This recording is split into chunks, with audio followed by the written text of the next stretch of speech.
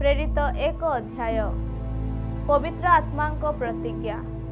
हे Theophile, जो दिन जीशु आपणा मनोनीत प्रेरित मानू पवित्र आत्मा द्वारा आज्ञा दे ऊर्ध्वे गृहीत हेले, सेही दिन पर्यंत से जे कार्य करने व शिक्षा देवाक आरंभ करथिले से समस्त विषय घेनी मु प्रथम प्रबंधटी लेखि अछि। से मध्य आपणा दुख भोग उतारे अनेक प्रमाण द्वारा से मानक निकटरे निजको सजीव देखाइले। पुणी 40 दिन पर्यंत बारंबार से मानकु दर्शन देई ईश्वरंक राज्य संबंधी विषय गुड़िक कहिले।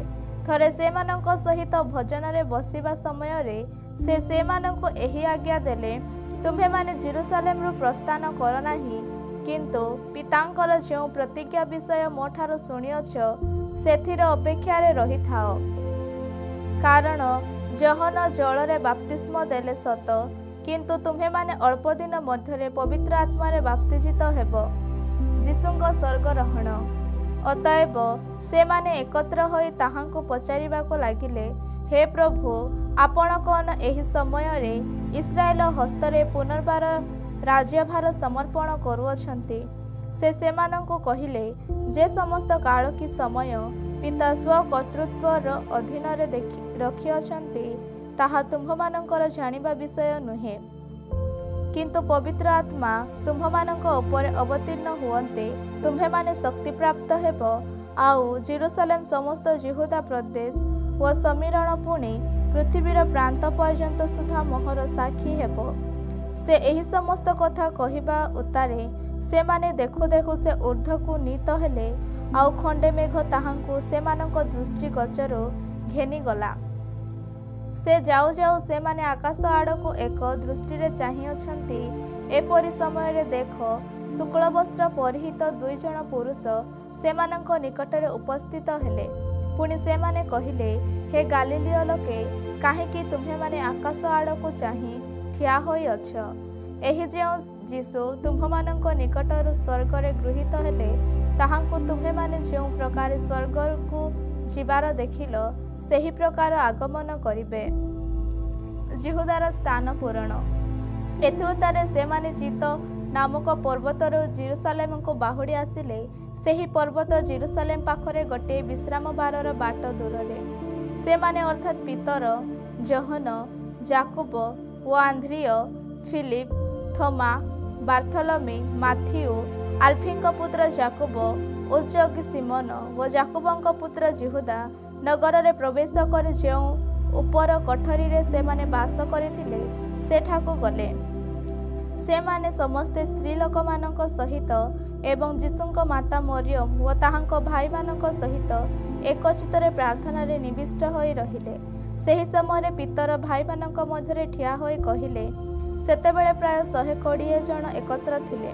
भाई माने जो जिहुदा जीशुंको धरिबा लोक मानक बाट देखाइथिला, ताहा विषय पवित्र आत्मा पूर्वरु दाऊदंक मुखरे जहा कहिथिले सेही शास्त्रीय वाक्य सफल हेबा आवश्यक थिला। कारण से आम्भमानक मध्यरे जणे बोली गणा जाइथिला व एही सेवा पदरे अंश प्राप्त होइथिला। एही लोक अधर्मर मूल्य द्वारा खंडिए खेत पाइला, पुणी से मुंड माड़ी होई पड़िबारु ताहार पेट फाटिगला व अंत बुजुली बाहरी पड़िला। आउ एहा जेरूसालेम निवासी समस्ते ज्ञात हेबारु सेही खेत सेमानक निज भाषा रे हकलदमा अर्थात रक्तक्षेत्र बोले ख्यात हेला। आउ गीत संहिता रे लेखा अछि, ताहार बासस्थान शून्य हेओ, सेठारे केही बास न करो, एवं ताहार अध्यक्ष पद अन्य जणे प्राप्त हेओ। अतएव जहन बाप्तिस्म देवा समय ठारो आरंभ करी आम्भमानक निकटर ऊर्ध्वरे गृहीत हेबा दिन पर्यंत जेते समय प्रभु जीशु आम्भमानक मध्यरे गमनागमन करुथिले, सेते समय जेउ लोकमाने आम्भमानक संगी होई अछंती, सेमानक मध्यरु जणे आम्भमानक सहित ताहांक पुनरुत्थानर साक्षी हेबा आवश्यक। सेथिरे से माने 2 जणको अर्थात जोसेफंको, जाहांको बसब्बा बोली कहंती व जाहांको उपनाम जुस्त, तांको व मथियंको पृथक करी एही प्रार्थना कले, हे सर्वांतर्यामी प्रभु, जिहुदा ସ୍ୱସ୍ଥାନ को ଯିବା ନିମନ୍ତେ ଏହି ଯେଉଁ ସେବା ଓ ପ୍ରେରିତ ପଦରୁ ପତିତ ହୋଇଅଛି ସେହି ପଦ ଗ୍ରହଣ କରିବା ପାଇଁ ଏହି ଦୁଇ ଜଣଙ୍କ ମଧ୍ୟରୁ ତୁମ୍ଭେ କାହାକୁ ମନୋନୀତ କରିଅଛ ତାହା ଦେଖାଇ ଦିଅ। ଆଉ ସେମାନେ ସେହି ଦୁଇ ଜଣଙ୍କ ନିମନ୍ତେ ଗୁଳି ବାଣ୍ଟ କଲେ। ପୁଣି ମଥ୍ୟଙ୍କ ନାମରେ ଗୁଳି ଉଠିଲା। ସେଥିରେ ସେ 11 ପ୍ରେରିତଙ୍କ ସହିତ ଗଣିତ ହେଲେ। ପ୍ରେରିତ 2 ଅଧ୍ୟାୟ। ପବିତ୍ର ଆତ୍ମାଙ୍କ ଅବତରଣ। ପେଣ୍ଟିକଷ୍ଟ ଦିବସ ଉପସ୍ଥିତ ହୁଅନ୍ତେ ସମସ୍ତେ ଏକ ସ୍ଥାନରେ ସମବେତ ଥିଲେ। ଆଉ ପ୍ରବଳ ବେଗରେ ବହୁଥିବା ପ୍ରଚଣ୍ଡ ପବନର ଶବ୍ଦ ତୁଲ୍ୟ ଗୋଟିଏ ଶବ୍ଦ ଅକସ୍ମାତ୍ ଆକାଶରୁ ଆସି ଯେଉଁ ଗୃହରେ ସେମାନେ ବସିଥିଲେ ସେହି ଗୃହର ସର୍ବତ୍ର ବ୍ୟାପିଗଲା। ଆଉ ଅଗ୍ନି ସଦୃଶ୍ୟ ଜିହ୍ୱାଗୁଡ଼ିକ ସେମାନଙ୍କ ଦୃଷ୍ଟିଗୋଚର ହୋଇ ଗୋଟି ଗୋଟି କରି ସେମାନଙ୍କ ପ୍ରତ୍ୟେକ ଜଣଙ୍କ ଉପରେ ଅଧିଷ୍ଠିତ ହେଲା।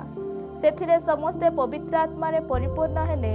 ପୁଣି ଆତ୍ମା ସେମାନଙ୍କୁ ଯେପରି କହିବାକୁ ଶକ୍ତି ଦେଲେ ତଦନୁସାରେ ସେମାନେ ଅନ୍ୟାନ୍ୟ ଭାଷାରେ କଥା କହିବାକୁ ଲାଗିଲେ। ଏହି ସମୟରେ ଆକାଶର ନିମ୍ନସ୍ଥିତ ପ୍ରତ୍ୟେକ ଜାତିରୁ ଆଗତ ହୋଇ ଜେରୁସାଲେମରେ ବାସ କରିଥିବା ଭକ୍ତ ଯିହୁଦୀମାନେ ସେ ପାଖରେ ଥିଲେ। ଆଉ ସେହି ଶବ୍ଦ ହୁଅନ୍ତେ ବହୁ ଜନତା ଏକତ୍ର ହୋଇ ପ୍ରତ୍ୟେକ ଜଣ ଆପଣା ଆପଣା ଭାଷାରେ ସେମାନଙ୍କୁ କଥା କହୁଥିବା ଶୁଣିବାରୁ ହତବୁଦ୍ଧି ହେଲେ। ପୁଣି ସେମାନେ ଆଚମ୍ବିତ ଓ ଚମତ୍କୃତ ହୋଇ କହିବାକୁ ଲାଗିଲେ, ଦେଖ, ଏହି ଯେଉଁ ଲୋକମାନେ କଥା କହୁଅଛନ୍ତି ସେମାନେ କ'ଣ ଗାଲିଲୀୟ ନୁହନ୍ତି?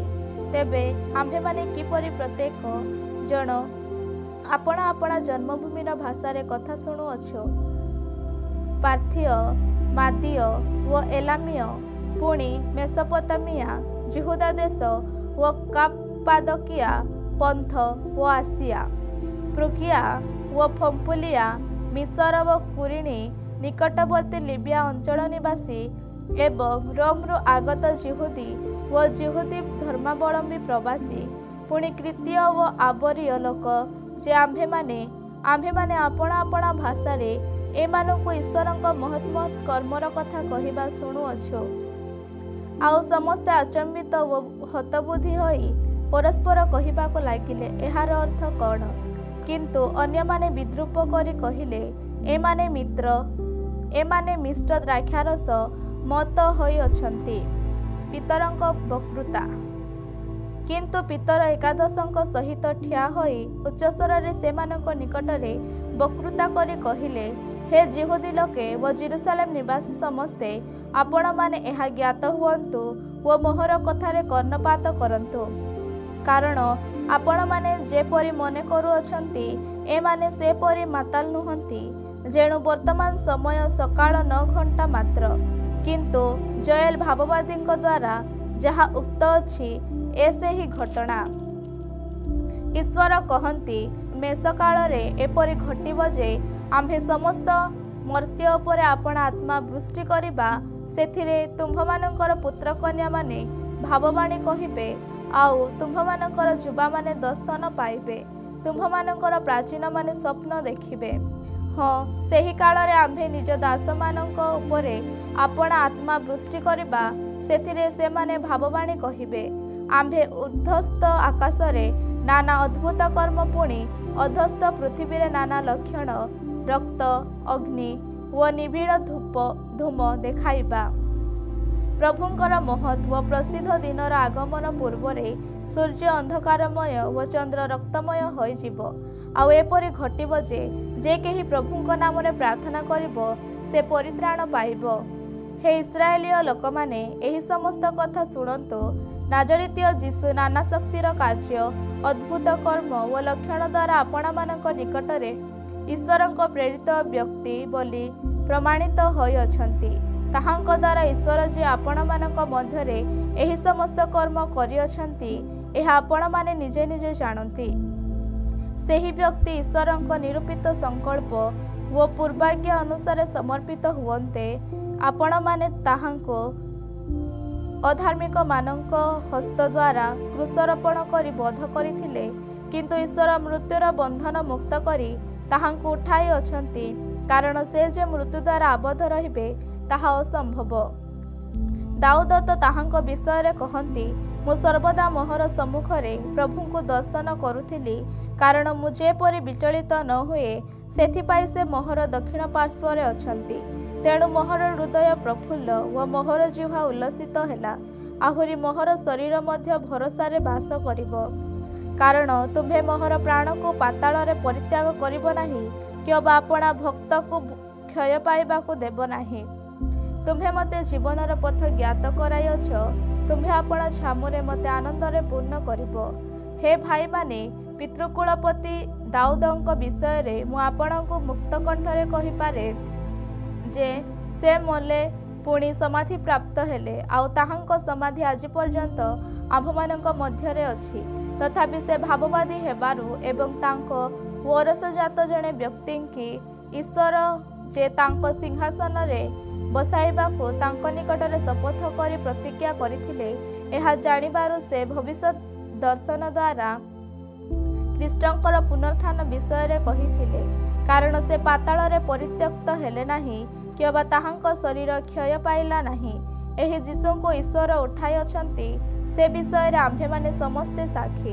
ଅତଏବ ସେ ଈଶ୍ୱରଙ୍କ ଦକ୍ଷିଣ ହସ୍ତ ଦ୍ୱାରା ଉନ୍ନତ ଓ ପିତାଙ୍କଠାରୁ ପ୍ରତିଜ୍ଞାତ ପବିତ୍ର ଆତ୍ମା ପ୍ରାପ୍ତ ହୋଇ ଏହି ଯାହା ଆପଣମାନେ ଦେଖୁଅଛନ୍ତି ଓ ଶୁଣୁଅଛନ୍ତି ତାହା ସେ ବୃଷ୍ଟି କରିଅଛନ୍ତି।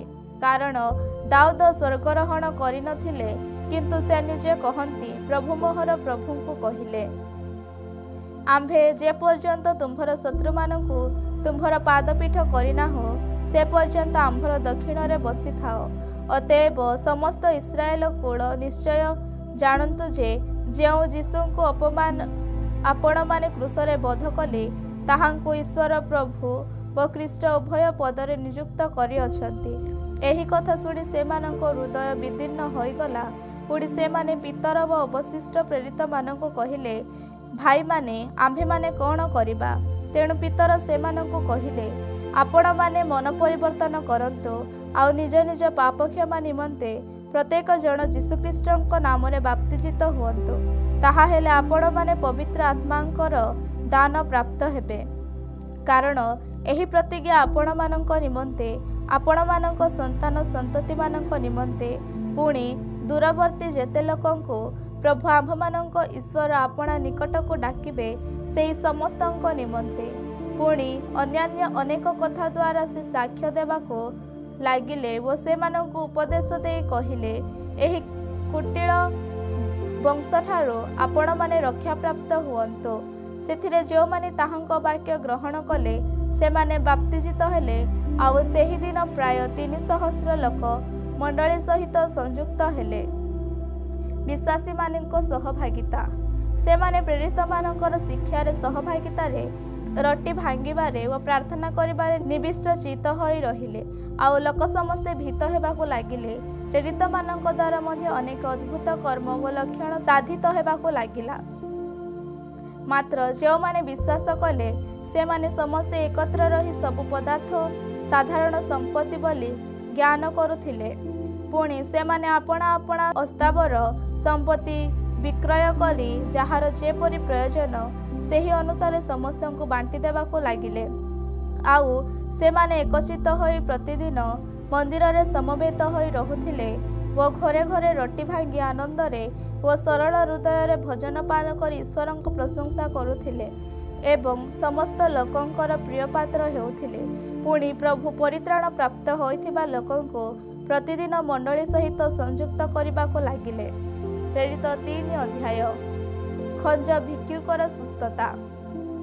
ଦିନେ ପ୍ରାର୍ଥନାର ନିର୍ଦ୍ଦିଷ୍ଟ ସମୟରେ ଅର୍ଥାତ୍ ଅପରାହ୍ନ 3 ଘଣ୍ଟା ବେଳେ ପିତର ଓ ଯୋହନ ମନ୍ଦିରକୁ ଯାଉଥିଲେ।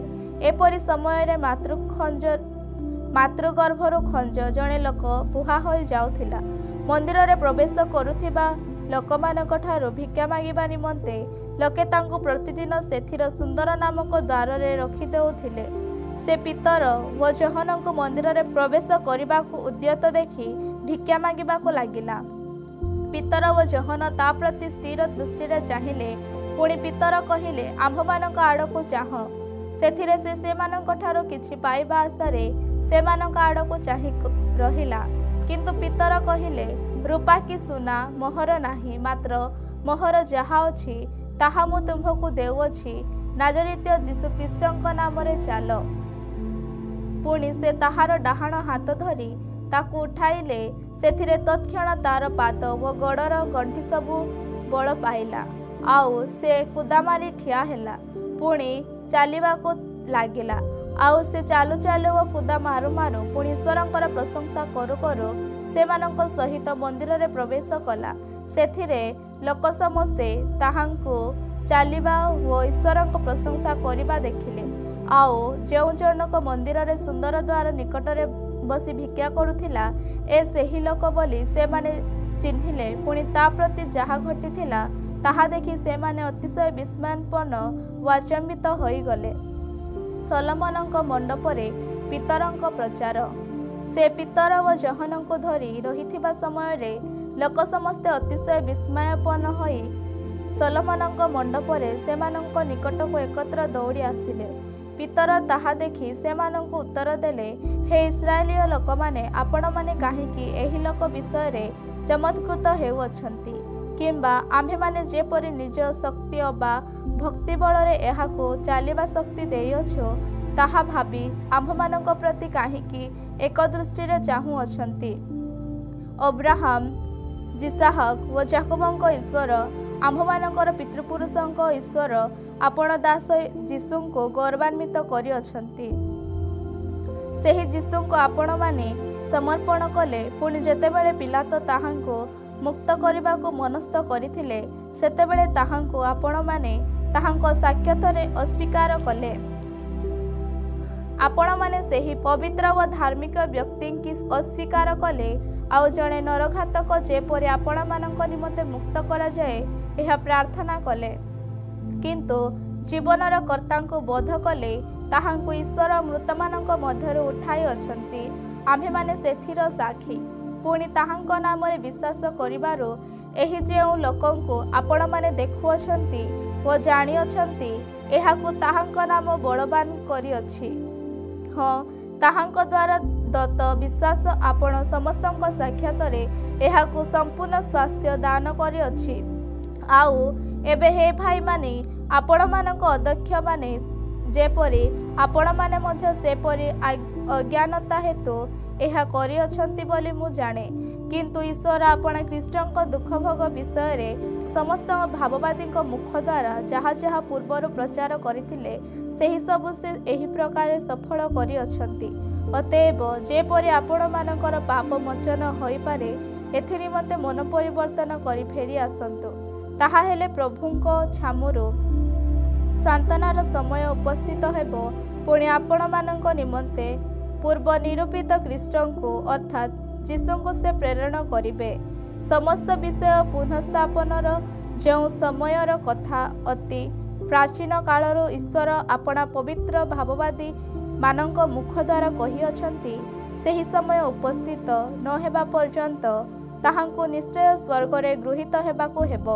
ମୋଶା ତ କହିଥିଲେ, ପ୍ରଭୁ ଈଶ୍ୱର ତୁମ୍ଭମାନଙ୍କର ଭ୍ରାତୃଗଣ ମଧ୍ୟରୁ ତୁମ୍ଭମାନଙ୍କ ନିମନ୍ତେ ମୋହର ସଦୃଶ୍ୟ ଜଣେ ଭାବବାଦୀଙ୍କି ଉତ୍ପନ୍ନ କରିବେ, ଯେଉଁ ଯେଉଁ ବିଷୟରେ ସେ ତୁମ୍ଭମାନଙ୍କୁ କହିବେ, ସେହି ସବୁ ବିଷୟରେ ତୁମ୍ଭେମାନେ ତାହାଙ୍କ କଥା ଶୁଣିବ। କିନ୍ତୁ ଏପରି ଘଟିବ ଯେ, ଯେଉଁ ପ୍ରାଣୀ ସେହି ଭାବବାଦୀଙ୍କର କଥା ଶୁଣିବ ନାହିଁ, ସେ ଲୋକମାନଙ୍କ ମଧ୍ୟରୁ ଉଚ୍ଛିନ୍ନ ହେବ। ହଁ, ସାମୁଏଲ ଓ ତାଙ୍କ ପରବର୍ତ୍ତୀ ସମୟଠାରୁ ଯେତେ ଭାବବାଦୀ କଥା କହିଅଛନ୍ତି, ସେମାନେ ସମସ୍ତେ ମଧ୍ୟ ଏହି କାଳର ବିଷୟ ପ୍ରଚାର କରିଅଛନ୍ତି। ଆପଣମାନେ ସେହି ଭାବବାଦୀମାନଙ୍କର ସନ୍ତାନ। ପୁଣି ତୁମ୍ଭର ବଂଶ ଦ୍ୱାରା ପୃଥିବୀର ସମସ୍ତ ଗୋଷ୍ଠୀ ଆଶୀର୍ବାଦ ପ୍ରାପ୍ତ ହେବେ। ଏହି ବାକ୍ୟ ଈଶ୍ୱର ଅବ୍ରାହମଙ୍କୁ କହି ଆପଣମାନଙ୍କ ପିତୃପୁରୁଷମାନଙ୍କ ସହିତ ଯେଉଁ ନିୟମ ସ୍ଥାପନ କରିଥିଲେ, ଆପଣମାନେ ସେହି ନିୟମର ସନ୍ତାନ ଅଟନ୍ତି। ଈଶ୍ୱର ପ୍ରଥମେ ଆପଣମାନଙ୍କ ନିମନ୍ତେ ଆପଣା ସେହି ଦାସଙ୍କୁ ଉତ୍ପନ୍ନ କରି ପ୍ରେରଣ କଲେ, ଯେପରି ସେ ଆପଣମାନଙ୍କର ପ୍ରତ୍ୟେକ ଜଣଙ୍କୁ ନିଜ ନିଜ ଦୁଷ୍ଟତାରୁ ଫେରାଇ ଆଶୀର୍ବାଦ କରନ୍ତି। ପ୍ରେରିତ 4 ଅଧ୍ୟାୟ। ଯିହୁଦୀ ମହାସଭାରେ ପିତର ଓ ଜହନ। ସେମାନେ ଲୋକମାନଙ୍କ ନିକଟରେ କଥା କହୁଥିବା ସମୟରେ ଯାଜକମାନେ, ମନ୍ଦିରରେ ସେନାପତି ଓ ସାଧୁକୀମାନେ ସେମାନଙ୍କ ନିକଟରେ ଉପସ୍ଥିତ ହେଲେ। ସେମାନେ ବିରକ୍ତ ହୋଇଥିଲେ କାରଣ ପ୍ରେରିତ ମାନେ ଲୋକମାନଙ୍କୁ ଶିକ୍ଷା ଦେଉଥିଲେ ଓ ଯୀଶୁଙ୍କ କଥା ଧରି ମୃତମାନଙ୍କ ମଧ୍ୟରୁ ପୁନରୁତ୍ଥାନ ବିଷୟ ପ୍ରଚାର କରୁଥିଲେ। ପୁଣି ସେମାନେ ସେମାନଙ୍କୁ ଧରି ପରଦିନ ପର୍ଯ୍ୟନ୍ତ କାରାଗାରରେ ରଖିଲେ କାରଣ ସେତେବେଳେ ସନ୍ଧ୍ୟା ହୋଇଥିଲା। ତଥାପି ବାକ୍ୟ ଶୁଣିବା ଲୋକମାନଙ୍କ ମଧ୍ୟରୁ ଅନେକ ବିଶ୍ୱାସ କଲେ ଆଉ ପୁରୁଷମାନଙ୍କର ସଂଖ୍ୟା ପ୍ରାୟ 500 ହେଲା। ପରଦିନ ଲୋକମାନଙ୍କର ଅଧ୍ୟକ୍ଷ ପ୍ରାଚୀନ ଓ ଶାସ୍ତ୍ରୀମାନେ ଜେରୁସାଲେମରେ ଏକତ୍ରିତ ହେଲେ। ସେଠାରେ ମହାଯାଜକ ହାନାନ, କୟାଫା, ଜହନ, ଆଲେକଜାଣ୍ଡର ପୁଣି ମହାଯାଜକୀୟ ବଂଶର ସମସ୍ତ ଲୋକ ଉପସ୍ଥିତ ହେଲେ। ସେମାନେ ପ୍ରେରିତମାନଙ୍କୁ ମଧ୍ୟସ୍ଥାନରେ ଠିଆ କରାଇ ପଚାରିବାକୁ ଲାଗିଲେ, କି ଶକ୍ତିରେ ବା କେଉଁ ନାମରେ ତୁମ୍ଭେମାନେ ଏହା କରିଅଛ? ସେଥିରେ ପିତର ପବିତ୍ର ଆତ୍ମାରେ ପୂର୍ଣ୍ଣ ହୋଇ ସେମାନଙ୍କୁ କହିଲେ, ହେ ଲୋକମାନଙ୍କର ଅଧ୍ୟକ୍ଷ ଓ ପ୍ରାଚୀନମାନେ, ଆଜି ଯଦି ଜଣେ ରୋଗୀ ପ୍ରତି କରାଯାଇଥିବା ଉତ୍ତମ କାର୍ଯ୍ୟ ବିଷୟରେ ଆମ୍ଭେମାନେ ପଚରାଯାଏ ଯେ ଏହି ଲୋକ କି ଉପାୟରେ ସୁସ୍ଥ ହୋଇଅଛି, ତାହାହେଲେ ଆପଣମାନେ ସମସ୍ତେ ଓ ସମସ୍ତ ଇସ୍ରାଏଲ ଲୋକ ଜ୍ଞାତ ହୁଅନ୍ତୁ, ଯେଉଁ ନାଜରିତୀୟ ଯୀଶୁ ଖ୍ରୀଷ୍ଟଙ୍କୁ ଆପଣମାନେ କ୍ରୁଶରେ ବଧ କରିଅଛନ୍ତି, ଯାହାଙ୍କୁ ଈଶ୍ୱର ମୃତମାନଙ୍କ ମଧ୍ୟରୁ ଉଠାଇଅଛନ୍ତି, ତାହାଙ୍କ ନାମରେ, ହଁ ତାହାଙ୍କ ଦ୍ୱାରା ଏହି ଲୋକଟି ସୁସ୍ଥ ହୋଇ ଆପଣଙ୍କ ସାକ୍ଷାତରେ ଠିଆ ହୋଇଅଛି। ଗୃହ ନିର୍ମାଣକାରୀ ଯେ ଆପଣମାନଙ୍କ ଦ୍ୱାରା ଯେଉଁ ପ୍ରସ୍ତର ଅବଜ୍ଞାତ ହୋଇଥିଲା, କିନ୍ତୁ ଯାହା କୋଣର ପ୍ରଧାନ ପ୍ରସ୍ତର ହେଲା ସେ ସେହି ପ୍ରସ୍ତର, ତାହାଙ୍କ ଛଡ଼ା ଆଉ କାହାଠାରେ ପରିତ୍ରାଣ ନାହିଁ। କାରଣ ଯାହାଦ୍ୱାରା ଆମ୍ଭମାନଙ୍କୁ ପରିତ୍ରାଣ ପାଇବାକୁ ହେବ, ଆକାଶ ତଳେ ମନୁଷ୍ୟମାନଙ୍କ ମଧ୍ୟରେ ଆଉ କୌଣସି ନାମ ଦିଆଯାଇ ନାହିଁ। ସେମାନେ ପିତର ଓ ଜହନଙ୍କ ସାହସ ଦେଖି ଏବଂ ସେମାନେ ଯେ ଅଶିକ୍ଷିତ ଓ ଅଜ୍ଞାନ ଲୋକ ଏହା ବୁଝି ଚମତ୍କୃତ ହେଲେ। ପୁଣି ସେମାନେ ଯୀଶୁଙ୍କ ସାଙ୍ଗରେ ଥିଲେ ବୋଲି ସେମାନଙ୍କୁ ଚିହ୍ନିଲେ। ଆଉ ସେହି ସୁସ୍ଥ ହୋଇଥିବା ଲୋକଟିକି ସେମାନଙ୍କ ସାଙ୍ଗରେ ଠିଆ ହୋଇଥିବାର ଦେଖି ବିରୁଦ୍ଧରେ କିଛି କହିପାରିଲେ ନାହିଁ। ପରେ ସେମାନଙ୍କୁ ସଭାରୁ ବାହାରି ଯିବାକୁ ଆଜ୍ଞା ଦେଇ ସେମାନେ ପରସ୍ପର ମଧ୍ୟରେ ପରାମର୍ଶ କରି କହିବାକୁ ଲାଗିଲେ, ଏ ଲୋକ ଗୁଡ଼ାକ ପ୍ରତି କ'ଣ କରିବା? କାରଣ ଏମାନଙ୍କ ଦ୍ୱାରା ଯେ ଗୋଟିଏ ମହା ଆଶ୍ଚର୍ଯ୍ୟକର୍ମ ସାଧିତ ହୋଇଅଛି, ଏହା ଜେରୁସାଲେମ ନିବାସୀ ସମସ୍ତଙ୍କ ନିକଟରେ ପ୍ରକାଶିତ ହୋଇଅଛି, ଆଉ ଆମ୍ଭେମାନେ ତାହା ଅସ୍ୱୀକାର କରି ନ ପାରୁ। କିନ୍ତୁ କଥାଟା ଯେପରି ଲୋକମାନଙ୍କ ମଧ୍ୟରେ ଆହୁରି ଅଧିକ ବ୍ୟାପି ନ ଯାଏ, ଏଥିପାଇଁ ଏହି ନାମରେ କୌଣସି ଲୋକଙ୍କୁ ଆଉ କିଛି ନ କହିବାକୁ ସେମାନଙ୍କୁ ଭୟ ଦେଖାଇବା। ପରେ ସେମାନଙ୍କୁ ଡାକି ଯୀଶୁଙ୍କ ନାମରେ ଆଦୌ କଥା ନ କହିବାକୁ ବା ଶିକ୍ଷା ନ ଦେବାକୁ ଦୃଢ଼ ରୂପେ ଆଜ୍ଞା ଦେଲେ। କିନ୍ତୁ ପିତର ଓ ଜହନ ସେମାନଙ୍କୁ ଉତ୍ତର ଦେଲେ, ଈଶ୍ୱରଙ୍କ କଥା ଶୁଣିବା ଅପେକ୍ଷା ଆପଣଙ୍କ କଥା ଶୁଣିବା ଈଶ୍ୱରଙ୍କ ଦୃଷ୍ଟିରେ ଯଥାର୍ଥ କି ନା, ତାହା ଆପଣମାନେ ବିଚାର କରନ୍ତୁ। କାରଣ ଆମ୍ଭେମାନେ ଯାହା ଯାହା ଦେଖିଅଛୁ ଓ ଶୁଣିଅଛୁ, ସେହିସବୁ ନ କରି ରହି ନ ପାରୁ।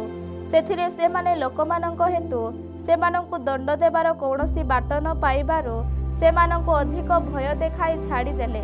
ଯେଣୁ ଯାହା ଘଟିଥିଲା ସେଥି ନିମନ୍ତେ ଲୋକ ସମସ୍ତେ ଈଶ୍ୱରଙ୍କ ମହିମା କୀର୍ତ୍ତନ କରିବାକୁ ଲାଗିଲେ। କାରଣ ଯେଉଁ ଲୋକଠାରେ ସେହି ଆରୋଗ୍ୟର ଆଶ୍ଚର୍ଯ୍ୟକର୍ମ କରାଯାଇଥିଲା, ତାହାର ବୟସ 40 ବର୍ଷର ଉର୍ଦ୍ଧ୍ୱ ଥିଲା। ନିର୍ଭୀକତା ନିମନ୍ତେ ପ୍ରେରିତଙ୍କ ପ୍ରାର୍ଥନା। ସେମାନେ ମୁକ୍ତ ହୋଇ ଆପଣା ସଙ୍ଗୀମାନଙ୍କ ନିକଟକୁ ଗଲେ ଏବଂ ପ୍ରଧାନ ଯାଜକ ଓ ପ୍ରାଚୀନମାନେ ସେମାନଙ୍କୁ ଯାହା ଯାହା କହିଥିଲେ ସେହି ସବୁ ଜଣାଇଲେ। ସେମାନେ ତାହା ଶୁଣି ଏକଚିତ୍ତରେ ଈଶ୍ୱରଙ୍କ ନିକଟରେ ଉଚ୍ଚସ୍ୱରରେ ପ୍ରାର୍ଥନା କରି କହିଲେ, ହେ ଗୁରୁ, ତୁମ୍ଭେ ଆକାଶ, ପୃଥିବୀ, ସମୁଦ୍ର ଏବଂ ସେସବୁ ମଧ୍ୟରେ ଥିବା ସମସ୍ତ ବିଷୟ ସୃଷ୍ଟି କରିଅଛ। ତୁମ୍ଭେ ଆପଣା ଦାସ ଆମ୍ଭମାନଙ୍କ ପିତା ଦାଉଦଙ୍କ ମୁଖ ଦେଇ ପବିତ୍ର ଆତ୍ମାଙ୍କ ଦ୍ୱାରା ଏହି କଥା କହିଅଛ, ବିଜାତିମାନେ କାହିଁକି କଳହ କଲେ ଆଉ ଲୋକମାନେ କାହିଁକି ଅନର୍ଥକ ବିଷୟ କଳ୍ପନା କଲେ। ପ୍ରଭୁଙ୍କ ବିରୁଦ୍ଧରେ ଓ ତାହାଙ୍କ ଅଭିଷିକ୍ତଙ୍କ ବିରୁଦ୍ଧରେ ପୃଥିବୀର ରାଜାମାନେ ଠିଆ ହେଲେ, ପୁଣି ଶାସନକର୍ତ୍ତାମାନେ ଏକତ୍ର ହେଲେ। କାରଣ ତୁମ୍ଭର ଯେଉଁ ପବିତ୍ର ଦାସ ଯୀଶୁଙ୍କୁ ତୁମ୍ଭେ ଅଭିଷିକ୍ତ କଲ, ପ୍ରକୃତରେ ତାହାଙ୍କ ବିରୁଦ୍ଧରେ ହେରୋଦ ଏବଂ ପନ୍ଥିଅ ପିଲାତ ଉଭୟ ବିଜାତି ଓ ଇସ୍ରାଏଲ ଲୋକମାନଙ୍କ ସହିତ ଏହି ନଗରରେ ତୁମ୍ଭର ହସ୍ତ ଓ ତୁମ୍ଭର ସଂକଳ୍ପ ଦ୍ୱାରା जे समस्त विषय घटिब बोली पूर्वरु निरूपित होइथिला ताहा करिबाकू एकत्र हेले। आउ एबे हे प्रभु सेमानंको तर्जन गर्जन प्रति दृष्टिपात कर, पुणी तुम्भर दास मानंकु पूर्ण साहस सह तुम्भर वाक्य कहिबाकू शक्ति दियो। आउ सेथि संगे संगे तुम्भर पवित्र दास जीशुंक नाम रे आरोग्य करिबा निमंते एवं लक्षण व अद्भुत कर्ममान साधन करिबा पाई तुम्भर हस्त विस्तार कर। सेमाने प्रार्थना कलाउतारे जो स्थान रे एकत्र होइथिले ताहा कंपी उठिला। पुणी समस्ते पवित्र आत्मा रे परिपूर्ण होई साहस रे ईश्वरंक वाक्य कहिबाकू लागिले। विश्वासिनी संपत्ति रे समान अंशीदार। विश्वासीकारी लोक समूह एकचित ओ एक प्राण थिले। सेमानंक मध्यरु केही केही आपणा संपत्ति मध्यरु किछि निजर बोली कहु नथिले, किंतु सेमानंकर समस्त विषय साधारण थिला। प्रेरित माने महाशक्ति सहित प्रभु जीशुंक पुनरुत्थान विषय रे साक्ष्य देबाकू लागिले।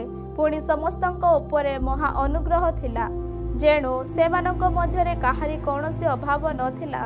कारण जेते लोकंकर भूमि बा गृह थिला सेमाने ताहा विक्रय करी विकृत संपत्तिर मूल्य आनी प्रेरित मानकर पाद तले धौथिले। आउ प्रत्येक जनकु तार अभाव अनुसारे वितरण करा जाउथिला। पुणी जोसेफ जे लेवी वंशर जड़े कुप्रिय जातिर लोक जहांको प्रेरित माने बर्नबा बोली उपनाम देइथिले, अनुवाद कले एहार अर्थ स्वांतनार पुत्र। तांकर खंडे क्षेत्र थिला, से ताहा विक्रय करी सेथिर टंका आनी प्रेरित मानकर पाद तले धोई देले।